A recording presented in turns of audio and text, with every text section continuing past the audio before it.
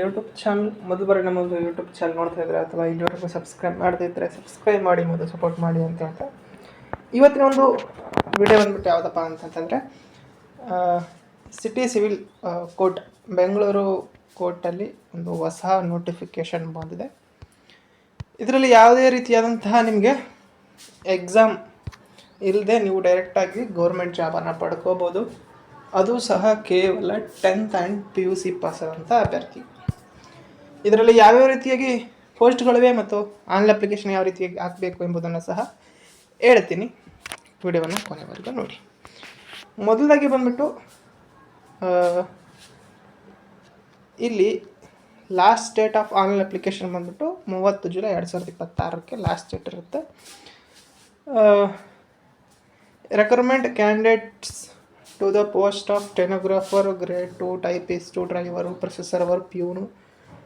ಇದು ಬಂದ್ಬಿಟ್ಟು ಯಾರಿಗಪ್ಪ ಅಂತಂದರೆ 371 ಅಂದರೆ ಯಾರು ಕಲ್ಯಾಣ ಕರ್ನಾಟಕದವ್ರು ಇರ್ತಾರೋ ಅವರು ಮಾತ್ರ ಇದಕ್ಕೆ ಅರ್ಜಿಯನ್ನು ಸಲ್ಲಿಸಬೇಕಾಗಿರುತ್ತೆ. ಓಕೆ, ನಾನು ಕಲ್ಯಾಣ ಕರ್ನಾಟಕದವ್ರಿಗೂ ಇದೆ, ಅದ್ರ ಬಗ್ಗೆನೂ ಹೇಳ್ತೀನಿ.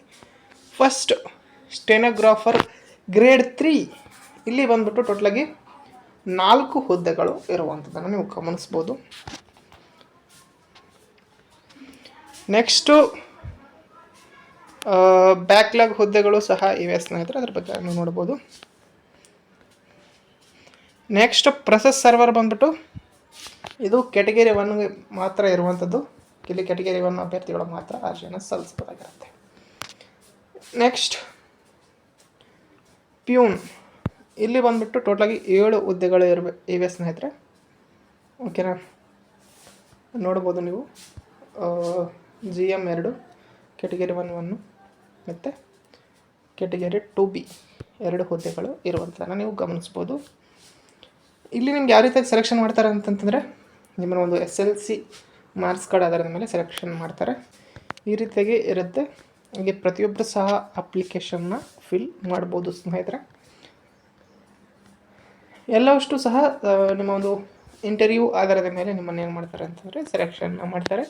ಯಾವುದೇ ರೀತಿಯಾದಂತಹ ಒಂದು ಏನಪ್ಪ ಅಂತಂತಂದರೆ ಎಕ್ಸಾಮ್ ಇಲ್ಲದೆ ನಿಮ್ಮನ್ನು ಆಯ್ಕೆ ಮಾಡುವಂತಹ ಒಂದು ಏನಪ್ಪ ಅಂತಂತಂದರೆ ಮೆಥಡ್ ಆಗಿರುತ್ತೆ. ಓಕೆ, ಇದಕ್ಕೆ ಆನ್ಲೈನ್ ಅಪ್ಲಿಕೇಶನ್ ಸಲ್ಲಿಸಲಿಕ್ಕೆಲ್ಲ ಕೊನೆಯ ದಿನಾಂಕ ಬಂದ್ಬಿಟ್ಟು 30 ಜುಲೈ ಆಗಿರುತ್ತೆ. ಹಾಗಾಗಿ ಪ್ರತಿಯೊಬ್ಬರು ಸಹ ಅಪ್ಲಿಕೇಶನ್ನ ಫಿಲ್ ಮಾಡಿ. ಇದರ ಒಂದು ಕಂಪ್ಲೀಟ್ PDF ನಿಮ್ಗೆ ಬೇಕು ಅಂತಂತಂದರೆ ನಮ್ಮ ಟೆಲಿಗ್ರಾಮ್ ಗ್ರೂಪಲ್ಲಿ ಇರುತ್ತೆ. ಪ್ರತಿಯೊಬ್ಬರು ಸಹ ಜಾಯ್ನ್ ಆಗಿ ಈ ಒಂದು PDF ಅನ್ನು ನೀವು ನೋಡಬಹುದು. ಓಕೆನಾ, ಇದು ಈ ಒಂದು ನೋಟಿಫಿಕೇಷನ್ ಬಗ್ಗೆ ಕಂಪ್ಲೀಟ್ ಆದಂಥ ಇನ್ಫಾರ್ಮೇಷನ್ ಆಗಿತ್ತು. ಓಕೆನಾ, ಹಾಗಾಗಿ ಪ್ರತಿಯೊಬ್ಬರು ಸಹ ಈ ವಿಡಿಯೋ ನಿಮಗೆ ಏನಾದರೂ ಇಷ್ಟ ಆಯಿತು ಅಂತಂದರೆ ಪ್ರತಿಯೊಬ್ಬರು ಸಹ ಲೈಕ್ ಮಾಡಿ, ಶೇರ್ ಮಾಡಿ ಮತ್ತು ತಪ್ಪದೇ ಸಬ್ಸ್ಕ್ರೈಬ್ ಮಾಡಿ ಅಂತ ವಿಡಿಯೋಸ್ ತಗೊಂಡಿದ್ದೇನೆ. Thanks for watching.